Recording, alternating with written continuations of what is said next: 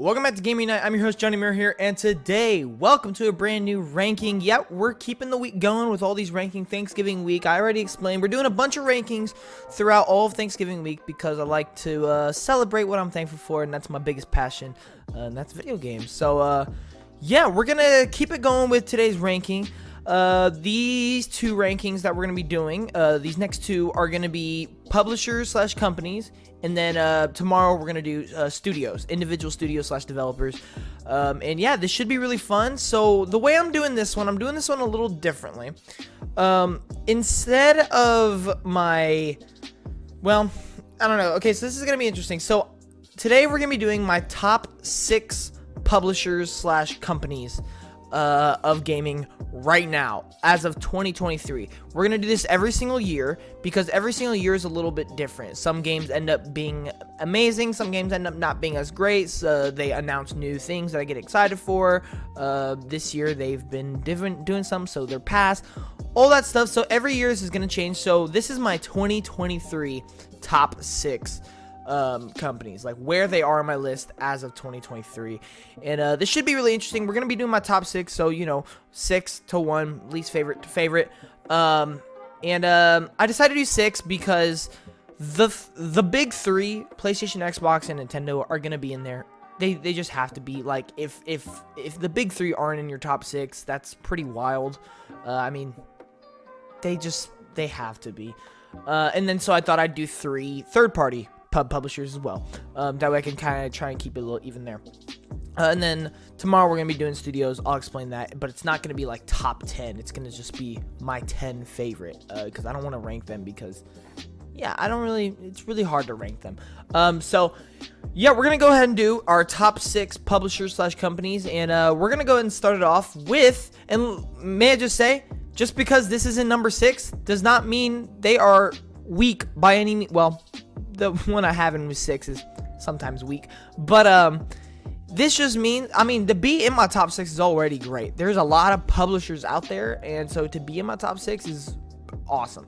So we're gonna kick it off. Number 6, we have Ubisoft. Now I know what you're gonna say. You're gonna be like, but what about all those canceled games? How come they keep delaying games over and over and over again? Oh, Ubisoft make the same games over and over and over again. Yes, you are correct. But at the same time, those games they keep on making over and over again, I actually do like a lot. A lot of them do miss. A lot of them are kind of mid. They do make a lot of mid games, in my opinion. But the thing is, they have a large quantity. And when they do make a good game, I really tend to enjoy it. And when I look at games that they always announce, I'm always excited for what they're announcing. And every year, there's always a Ubisoft game that was like one of my favorite games of the year. This year, that game is Assassin's Creed Mirage. I really loved that game. I'm really glad they went back to the basics for Assassin's Creed, and I really hope they continue down that route. I know we're getting some Assassin's Creed games that aren't back to basics, and that's okay. I still do like that format as well. But I really did love Assassin's Creed Mirage. Last year, if we're looking at a little bit more recent, still kind of riding that hype train, Mario plus Rabbids Sparks of Hope is now in my like top 10 favorite games of all time. I just absolutely love that game. If we're looking at games that they have coming out, we have Avatar Frontiers of Pandora. I'm really excited for that one, just because I'm a huge Avatar fan. Prince of Persia, I think, looks spectacular. I think that's going to be a really fun game. They got games like Star Wars Outlaws that should be really good. And then they have tons of Assassin's Creed games coming out, like I just said. We got Assassin's Creed Project Scarlet, which is the Japan game. We have Assassin's Creed Hexen, or Hex, which is supposed to be like a horror take on Assassin's Creed. That's going to be awesome. And, you know, we got leaks of, like, Far Cry 7 recently, which I think that sounds really cool. You have like a time limit to beat the whole game and save your whole family, otherwise it's game over. I think that sounds really awesome. And then you got games that we really haven't heard of in a while, like Skull and Bones, like Beyond Good and Evil 2. That, you know, if what we've seen of Skull and Bones, I'm not impressed, I'll be honest with you. But I still have hope. Like, I want it to be good. It doesn't look great at the moment. And then Beyond Good and Evil 2, we just haven't seen that ever, really. And so I hope it's a really thing. But typically, Ubisoft games deliver on my expectations, just a good, fun game. And so it's really hard to hate them because they do make a lot, and they do oftentimes deliver at least just fun, good games. And they always have stuff to look forward to. So I'm always really excited for the future of Ubisoft. And actually, things look really bright for them. If they can get all these cancellations and delays in check and finally get these games out that they've had in development for a long time, they do have a really, really bright future, 100%. But kicking off our top 5, this one is a little bit weird because you would definitely expect this one to be higher, and that is PlayStation Studios. So, as of and see, that's why I had to clarify. This is as of 2023, and if we look at 2023, their first party output was Spider-Man 2 and Horizon Forbidden West Burning Shores DLC. That's pretty much it. Now, I'm not including second party games. I'm not actually exactly sure what second party games they had this year. Honestly, can't think of any off the top of my head, to be honest with you. But you know, they had other games come out this year, like Final Fantasy 16, which was a PS5 exclusive, but I'm not counting that because that is not a PlayStation Studios production. They simply just paid money to get it as an exclusive. That's all it is, so I'm not counting that. When I look at PlayStation Studios as of right now, Spider-Man 2 was really, really great. Burning Shores, I haven't played, but I just bought for Black Friday, and I'm really, really excited to play that because Forbidden West is another great, great game. If we look at last year, they were coming off of Last of Us Part 1, God of War Ragnarok, of course, Horizon Forbidden West, and all of those games were just absolutely fantastic. God of War Ragnarok being amongst my top 10 favorite games of all time now. And if we look at some of the games they have coming out, it's really hard to be super excited for them because you got Wolverine, which we already know is going to be a banger. And then you have like second party games like Helldivers 2, Stellar Blade, Rise of the Ronin, Death Stranding 2. Those are all really exciting games coming out next year that I'm very, very excited for. But when I look at their first party output, it's a big mystery. Now, the reason they are still in the top 5 is just because they're a big 3. It's really hard not to because of the potential they have. All it's going to take is for them to do one big showcase and announce Ghost of Tsushima 2, announce a new Sly Cooper, announce like the next Naughty Dog game, the next Santa Monica game, show some new IPs. That's all it's going to take is for them to actually start showing games, and they're immediately in the best publisher conversation once again. That's just the power of PlayStation. Their IPs are immaculate, almost unmatched. The only company I think that can match them in terms of IP are Xbox and Nintendo, obviously, because they are the big 3. And so when they start announcing games again, then they're immediately going to shoot up. But as of 2023, they have been a little dry, and they do look a little dry. I still do love PlayStation. I still think they debatably make the best games currently. Unfortunately, the quantity is not there at the moment, which is the only reason they're not higher on my list. But yeah, kicking off number 4. This one's going to come as a shock as well, because yeah, this one's definitely going to come as a shock. And it simply just has to do with the fact that this is my 2023 ranking. And that is Nintendo. So if we look at this year, we got, in order, I'm pretty sure, we got Fire Emblem Engage, Advance Wars Reboot Camp, Kirby's Return to Dreamland Deluxe, Tears of the Kingdom, Pikmin 4, Mario Wonder, Detective Pikachu Returns. We got Mario RPG that just came out. We got the WarioWare game. Metroid Prime Remastered dropped early in the year as well. And then, if we look at like last year as well, Mario plus Rabbids also can be included in that. Xenoblade Chronicles 3 is great. Pokemon Scarlet and Violet, Splatoon 3. All those games. I will say I thoroughly enjoyed their 2022 lineup way more than their 2023 lineup. And see, that's where this comes in, is that unfortunately this year didn't hit me all that great when it came to Nintendo. Fire Emblem, I've never played a Fire Emblem game. I just bought Fire Emblem Engage for Black Friday, so I'm gonna be playing it soon. My first Fire Emblem experience, apart from Three Hopes, but I only played that for like two hours, so that didn't really count. I love Legend of Zelda, don't get me wrong, but unfortunately the Breath of the Wild Tears of the Kingdom formula does not hit me the same way as all the other Legend of Zelda games. Pikmin, I really like Pikmin. It's not one of my favorite franchises, and I've yet to play Pikmin 4. Mario Wonder is definitely at top of that, near the top of that list. Mario Wonder definitely does carry the year in a lot of ways for me, because Mario Wonder is truly spectacular. It's super creative, super fun, but it just came out near the end of the year, so you know, it's kind of just recency. The rest of the year has been pretty dry. Mario RPG also just came out, and I'm loving that. That's probably my favorite Nintendo game to release of the year so far. I'm really, really loving Mario RPG a lot, as someone who's never played the original. Kirby Return to Dreamland, it's just a port. You can only really say a port does so much. Detective Pikachu Returns, I heard, was really mid. I thought it looked really mid. I thought it looked like garbage, actually. And yeah, it didn't get great reviews. The WarioWare game is a pleasant surprise, but WarioWare is never the biggest thing out there. Metroid Prime Remastered, I also really love. That was definitely my favorite thing to release in the first half of the year. Really, even first 3/4 of the year.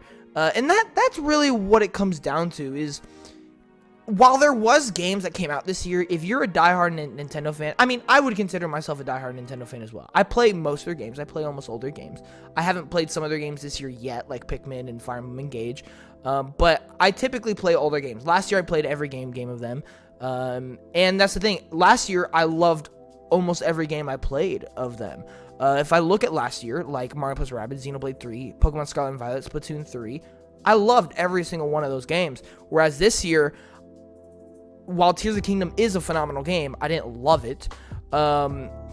While, you know, that's really the only mainstream game that came out. I mean, yes, Mario Wonder, and then Mario Wonder's the only other, big mainstream game that came out this year. I mean, Pikmin 4, but I wouldn't really consider that mainstream, but that is a big title. It really just comes down to, I prefer...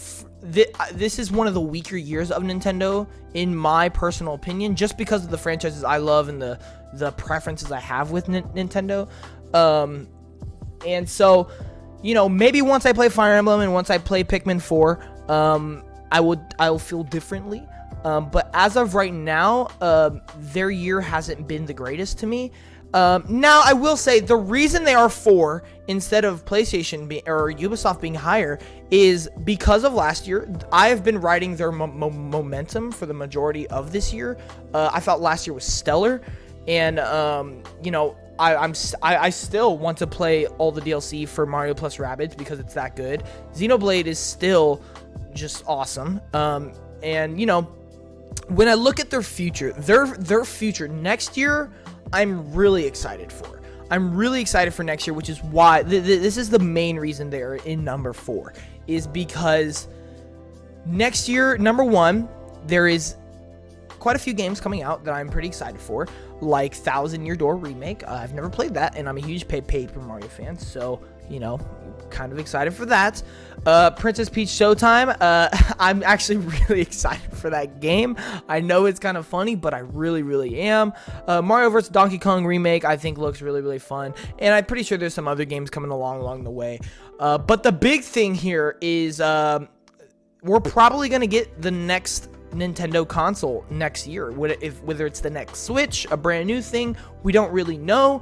But you know, it's really hard to not be excited for that, because number 1, we're gonna get launch titles, we're gonna get some brand new titles, and we're already looking at a few fun games coming out next year. So I'm really excited for the future. They've had some great games this year. They had a stellar last year, and so yeah, they're overall in a really solid spot. It's just, in terms of this year, I can't consider them one of my favorites at the moment, because if I look at my playtime for the Nintendo Switch this year compared to the other consoles and compared to other games, it's just not as high as it was last year, or as it should be, and that's just due to not everything I guess was up my alley, that I would, you know, sink tons of hours into day one. Like Pikmin 4, I love, wasn't up my alley, so I didn't buy it day one and sink a ton of hours into it. I'm more or less just excited to play it now.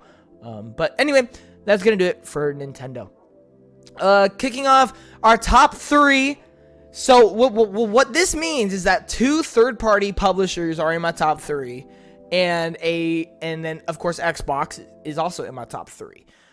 So kicking out top 3, I'm gonna get hated on this for so much, okay? But when I really just think about what companies excite me, what are companies have delivered some of my favorite games, I just had to put this publisher in my top 3, and that is EA. All right, listen, I'm gonna just run through their year. I think the last 12 months of EA have been one of the best 12 months they've ever produced. Okay, we got the Dead Space remake, which was my game of the year for pretty much the entire year until as of 3 weeks ago.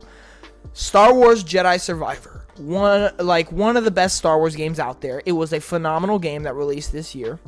Wild Hearts and Immortals of Avium, 2 brand new IPs that they released this year, which I both thought were very, very solid games. They weren't like spectacular, phenomenal, but they were very, very solid, good games. And you know, that's all we should really be asking for is good games. Every game doesn't need to have to be phenomenal, spectacular. We would love it, but it doesn't always have to be. Good games are sufficient. We look at last year, they delivered Need for Speed Unbound, which I think is one of the better Need for Speed games to release in a long time. And of course, if you're into it, some people are, all the sports games that they release on a yearly basis. I personally like Madden and UFC, and they delivered a new UFC this year, which I've heard actually really good reviews about. And Madden, I'm just a big fan of. And then when we look at their future, they have a lot of announced games that I'm very, very excited for. They have a new Iron Man game being developed by EA Motive, the same studio behind the Dead Space remake. Then we got the Black Panther game, I'm pretty sure that they announced.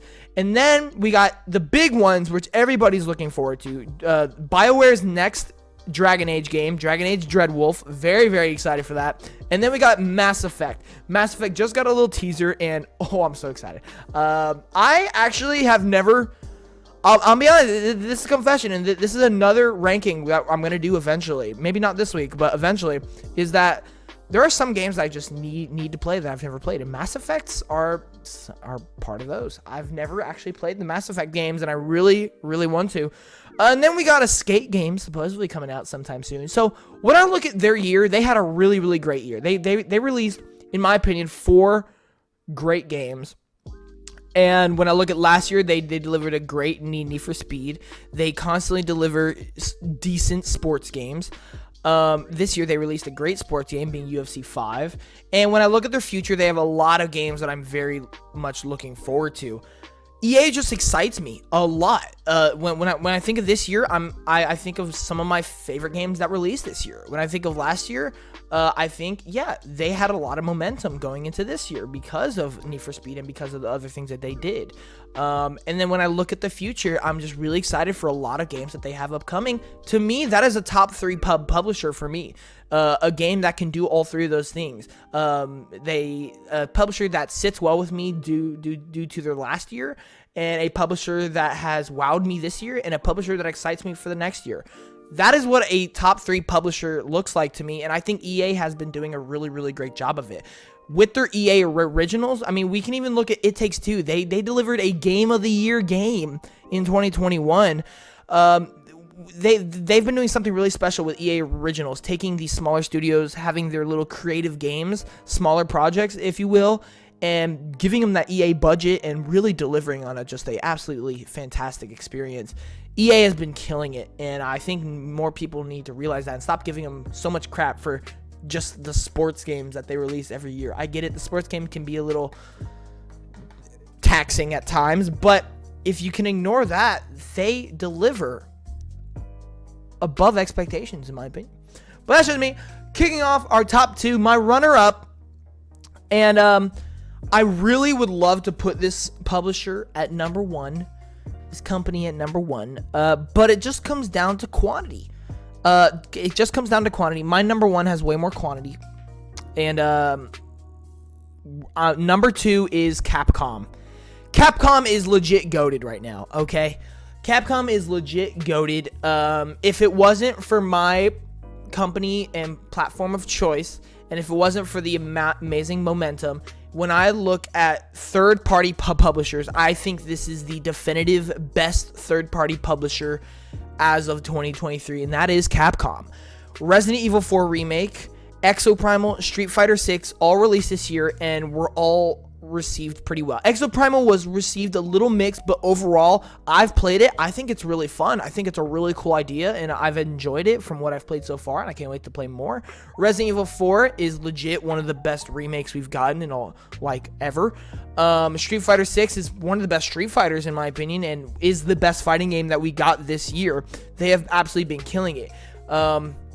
If we look at recently, you know, they've released a bunch of games like Resident Evil 8, like the Capcom Fighting Collection, etc. And they've been bringing back a lot of franchises like Mega Man, and they've been killing it with Monster Hunter. Monster Hunter has just absolutely been killing it, whether it's Monster Hunter Rise, consistent updates to Monster Hunter World, or, you know, Monster Hunter Stories also released recently, and the rumored Monster Hunter World 2, or the next Monster Hunter game, whatever that may be.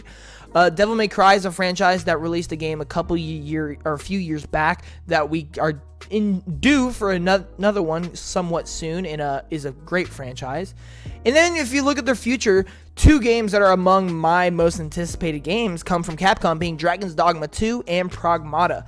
We don't know much about Pragmata, but I just think it looks really, really cool and definitely entices me a lot. And Dragon's Dogma 2, I love the first one. The second one just looks absolutely phenomenal. Capcom's legit killing it. I can't remember when they released a game that was not good, when it was bad. They haven't released a bad game in a long time, in my personal opinion. And that's just me. Even Resident Evil Reverse, I get it. It wasn't to expectations. I don't think it was awful. I think it was just okay. It was fun, but that's really about it. But yeah, Capcom is legit just really, really great at the moment. They, in my opinion, they are the best third-party publisher when it comes to quantity and quality. But coming in my number one spot, and I'll be honest with you, no matter what year we're doing this ranking in, it's just always going to be my number one, because that's just the person I am. It's just my company. You know, everybody has their company. You know, PlayStation people, they're going to rock with PlayStation no matter what. Nintendo people, they're going to rock with Nintendo no matter what. And for me, that's Xbox. Number one is Xbox. And I have to say, even if this wasn't my personal bias, I don't think anybody can deny that they've been on a roll. They've been on a roll. I've had this conversation. I've had this rant so many times. But they have been building all the pieces in the correct order, in the correct ways, that they have so much momentum now. It is unreal. If we just look at this year alone, and let me tell you, this is post Activision Blizzard, which means Activision Blizzard games are now Xbox games, okay? If we look at this year alone, Hi-Fi Rush, one of the best games of the year easily. Minecraft Legends, a fun little spin-off game of one of the biggest franchises of all time. Forza Motorsport, the new entry that we've waited so long for, that delivers like every other entry in that series does. Starfield, one of the biggest anticipated games to ever come out. It delivered on most of expectations. I do think, you know, it wasn't as great as a lot of people wanted it to be, including myself. But I still think it's a really good game. I don't think it's bad in any means. I think it's a really, really good game. And regardless, no matter what you think of the game, it is a success. It is well over 10 million players by now. And yeah, it's doing incredibly well. Diablo 4 also released this year. While it did have its ups and downs, it has overall been a really great game and is a phenomenal game. Then we got Crash Team Rumble, which was a little fun release that came out this year. They just added Spyro, which I think is really cool. That has a lot of potential to it. Add some more little Xbox characters in there. That could be really awesome. Call of Duty Modern Warfare 3 just released. Call of Duty, I mean, it's just Call of Duty, you know, it's massive. But even if we look at last year, they released a little game called Pentiment, which got a lot of great reviews. They've released Deathloop and Ghostwire Tokyo now on the Xbox after being over with the time exclusive on PlayStation. Both games are received pretty well. If we look at Grounded, they've been consistently updating that game, making it great. It's honestly one of their standout games at the moment. I'll be honest with you. Grounded is just absolutely awesome. Halo has now come back to be just a absolutely great addition to the Xbox catalog at the moment. Halo Infinite has really resurged and become what it should be, a really great multiplayer game, and that's not even including, I think it's great single player campaign as well. Hellblade 2, if we're looking at what's coming out, Hellblade 2, there's a lot of anticipation around that. That is one of my most anticipated games at the moment. Avowed looks great. We're getting a new Fable. We're getting the game that announced was called South of Midnight, Clockwork Revolution, and then we look at their big leak that they had this year. There's games like Doom Year Zero, Dishonored 3, Ghostwire Tokyo 2, all supposedly that are being in development and supposedly have been in development for a little while now. And then, we got Indiana Jones, which might come out next year, might not, but it is coming, Indiana Jones. And then, of course, anything that Activision Blizzard's working on. They are just here, so there's a lot of excitement around them. You cannot deny the quality that they have put out and the quantity that they are gearing up to have. And the quantity, honestly, that they have had. I mean, if we look at this year alone, they have 1, 2, 3, 4, 5, 6, 7 games. Within the last 12 months, they've had 8 games. I think that goes to show you that Xbox really does have a lot. Now, I get it. You may not prefer a lot of the Xbox games. I completely understand that. You may not be super into RPGs, so, things like Starfield, like Diablo 4, don't really ring a bell for you. You're not into competitive shooters, so, or competitive, like, realistic games, so Modern Warfare 3, Forza Motorsport may not appeal to you. Hi-Fi Rush can kind of be a niche thing, but I think everybody should enjoy that game. Minecraft Legends is a niche genre, so I get it. If Xbox isn't putting out the games that speak to you, I completely understand. But I think if you look at it from an outside perspective, it's really hard to hate on them right now just because of what they've been doing. They have so much potential, and that is why they're always going to be number one. They have the biggest potential out of any company or publisher in gaming right now. And that's why they're number one. They have put out games that I personally love. Hi-Fi Rush is among my favorite of the year. Starfield, I liked a lot. And they've put out games in the past that I really, really love. And they have so many games that I'm super duper excited for. Yeah, and that's really it. But anyway, that's going to do it for my publishers and company ranking. Those are my top 6. The spots can honestly change any day of the week. And honestly, it only takes like one new game to be announced for that list to change. I mean, if Ubisoft finally showed off Splinter Cell Remake, that might shoot up a ton. You never know. PlayStation has to announce Ghost of Tsushima 2, and they're my runner-up. You know what I'm saying? So, yeah, it really does change. That's why we're going to do it every single year to kind of keep updated and see where all these companies are at, and maybe some new publishers will show up. I'd love for Sega or Square Enix to start stepping up and getting a lot more out. I know Sega's been killing it with Yakuza and other things, but let's get more. Let's get some more publishers just on the level of like Capcom and EA, So, but anyway, that's gonna do it for me. Thank you all so much for watching. If you enjoyed it, definitely leave a like, leave a comment in the section down below. What are some of your favorite companies, publishers? What's your platform of choice out of the big 3? Who's your favorite third-party publisher? Give me all that. I will see you guys tomorrow for my 10 favorite studios. Not my top 10. I'm not gonna rank them. Just my 10 favorite video game studios. In no specific order. I'll see you guys tomorrow. Thank you all so much for watching. See you in the next one. G.A.M.E.R out. Peace.